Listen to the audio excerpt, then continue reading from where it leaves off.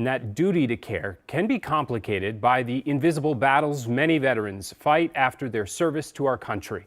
Today, Heidi spoke to two veterans about an obstacle many face and the courage it takes to seek help. Hi, Heidi.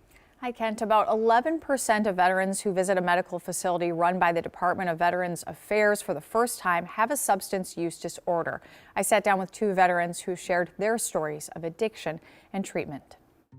I've struggled with addiction since about 14 years old. That's why I went to the military. I thought it was going to be the change to everything. Alan Van Hoover joined the Army at 18, serving as a 31-kilo combat signaler while stationed in Germany. Kind of that mindset of we work hard and we play hard. That's when I really started getting deep into drinking. It's been this roller coaster of addiction my whole life. I was a kid who was into binge drinking in high school. Brian Knight can relate. He joined the Marine Corps after September 11th and spent 4.5 years as a Korean linguist. And there was stress and there was trauma and there was things that I didn't know how to cope with properly. It just took on a life of its own and kind of took over my life. But both Brian and Alan eventually reached a breaking point. May 13th, 2019. My addiction had led me to a massive amount of methamphetamines, and somebody had passed away in front of me of a heroin overdose that I couldn't help. Through a series of events and bad choices, ending up in Sherburne County Jail. There,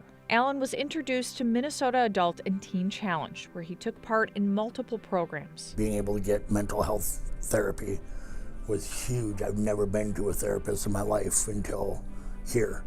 And all of a sudden, all these things started opening up, and I figured out that I could talk about pain and not be judged and not feel guilty. It's just a completely different animal for veterans who are dealing with substance use issue, because that masked all of my PTSD, my anxiety. Just being out in public was difficult for me. Brian went through 12 addiction treatments. The 12 other treatments, I never really felt comfortable speaking about my time in the military. I didn't know who was safe to share with because it would typically be at maximum a 30-day treatment. When I got here, I finally established trust with people. I was able to open up some of those doors that I never thought I would. Brian now serves here as a marketing and business development manager, and Alan is a veterans community outreach representative. For other veterans, what would you say to them?